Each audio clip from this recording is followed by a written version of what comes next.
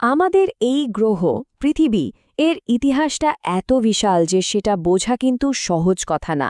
মানে কয়েকশো কোটি বছরের একটা টাইমলাইন, এটা ঠিক কিভাবে বোঝা সম্ভব? চলুন একটা মজার কাজ করা যাক। এই পুরো সময়টাকে যদি আমরা মাত্র একটা ক্যালেন্ডার বছরে নিয়ে আসি, তাহলে কেমন হয়? হ্যাঁ, ঠিকই দেখছেন, প্রায় ৪৬০ কোটি বছর। সংখ্যাটা এতটাই বড় যে আমাদের কল্পনাতেও ঠিকঠাক আসে না। একটা উদাহরণ দিই। ধরুন প্রতি সেকেন্ডে একটা করে টাকা গোনা হচ্ছে। তাহলেও এই সংখ্যা পর্যন্ত গুনতে প্রায় ১৪৬ বছর লেগে যাবে, ভাবা যায়? তো প্রশ্নটা হলো, এই যে সুবিশাল সময়, এটাকে সহজভাবে বোঝার কি কোনো উপায় আছে? যদি আমরা পৃথিবীর পুরো ইতিহাসকে একটা ৩৬৫ দিনের বছরে নিয়ে আসি, তাহলে চিন্তা করে দেখুন তো, প্রতিটা সেকেন্ড হবে প্রায় ১৪০ বছরের সমান, আর ১ মিনিট মানে ৮৩০০ বছরেরও বেশি। আর উত্তরটা হলো হ্যাঁ, উপায় একটা আছে। আমরা ঠিক এই কাজটাই করতে যাচ্ছি। পৃথিবীর সম্পূর্ণ জীবনকালকে আমরা একটা ক্যালেন্ডার বছরে দেখব। এই মহাজাগতিক ক্যালেন্ডারটাই হবে আমাদের আজকের যাত্রার মানচিত্র। এই যাত্রাপথে আমরা মোট ৫টা পর্বে সবকিছু দেখব। প্রথমে দেখব পৃথিবীর ১ বছরের শুরুর দিকটা, এরপর জানব প্রাণের ধীর সূচনা নিয়ে, তারপর দেখব সেই বিখ্যাত ক্যাম্ব্রিয়ান বিস্ফোরণ, এরপর চলে যাব শেষ কয়েক সেকেন্ডে আমাদের নিজেদের সময়ে, এবং সব শেষে উঁকি দেব মধ্যরাতের পরের পৃথিবীতে।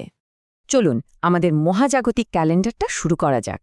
তারিখ ১ জানুয়ারি, সময় রাত ১২টা। ঠিক এই মুহূর্তে আমাদের পৃথিবীর জন্ম হচ্ছে। তবে এখনকার মতো সবুজ নীল নয়, তখন এটা ছিল একটা ফুটন্ত লাভার গোলক, একেবারে নরকের মতো পরিস্থিতি। বছরের প্রথম কয়েকটা দিন ছিল রীতিমতো ভয়ঙ্কর।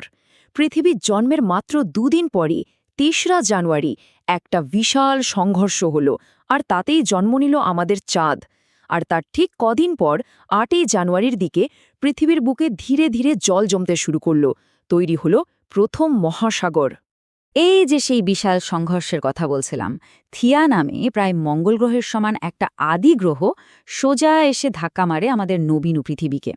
এই সংঘর্ষের ফলে যে বিপুল পরিমাণ ধ্বংসাবশেষ মহাকাশে ছড়িয়ে পড়ে, সেটাই লক্ষ লক্ষ বছর ধরে একসঙ্গে জমে আমাদের আজকের চাঁদটাকে তৈরি করেছে।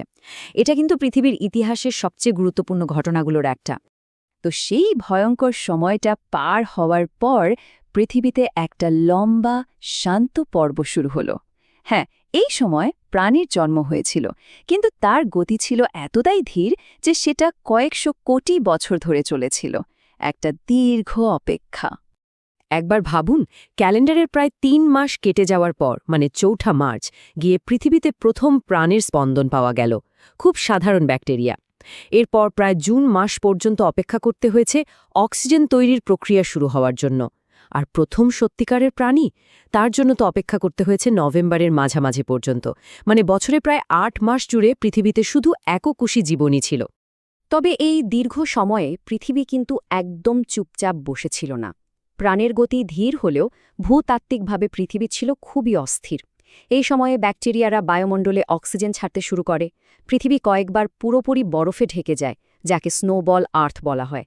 আর প্রাণের ইতিহাসে প্রথমবারের মতো জটিল কোষ তৈরি হয়। প্রায় ১০ মাস ধরে একঘেয়ে সময় কাটানোর পর আমাদের ক্যালেন্ডারের শেষের দিকে এসে জীবনের গল্পটা হঠাৎ করেই যেন রকেটের গতিতে ছুটতে শুরু করল। সবকিছু খুব দ্রুত বদলে যেতে লাগল। ১৭ই নভেম্বরের আগের আর পরের পৃথিবীর মধ্যে তফাৎটা ছিল আকাশ আর পাতালের মতো। এই সময়টাকেই বিজ্ঞানের ভাষায় বলা হয় ক্যাম্ব্রিয়ান বিস্ফোরণ। সম্ভবত বায়ুমণ্ডলের অক্সিজেনের পরিমাণ অনেকটা বেড়ে যাওয়াতেই প্রকৃতি যেন তার ডিজাইনের খাতা খুলে বসেছিল, আর সমুদ্র ভরে গিয়েছিল হাজারো রকমের অদ্ভুত আর জটিল প্রাণীতে। কিন্তু জীবনের এই পথ চলাটা একদমই মসৃণ ছিল না।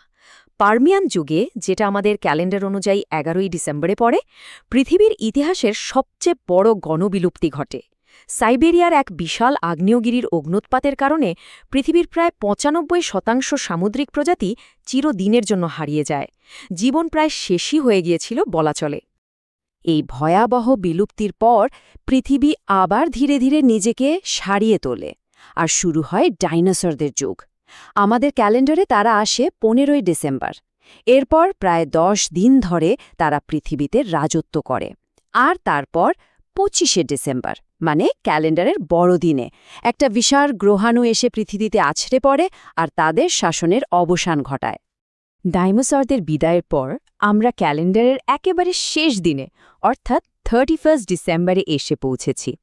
এই দিনটাই হলো স্তন্যপায়ী প্রাণীদের উত্থানের গল্প, আর সব শেষে আমাদের নিজেদের গল্প। 31শে ডিসেম্বরের টাইমলাইনটা দেখলে সত্যি মাথা ঘুরে যায়।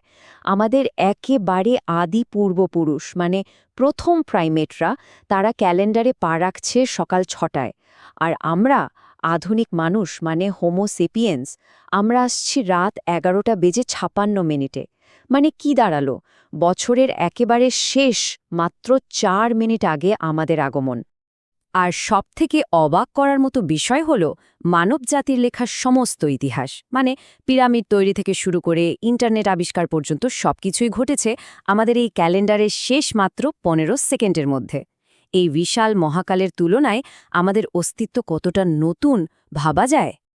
আমাদের ক্যালেন্ডারের বছর তো শেষ হয়ে গেল, কিন্তু পৃথিবীর গল্প কিন্তু এখানেই শেষ নয়। চলুন এবার একটু ভবিষ্যতের দিকে তাকাই। বিজ্ঞান কি বলছে আমাদের গ্রহের শেষ পরিণতি নিয়ে?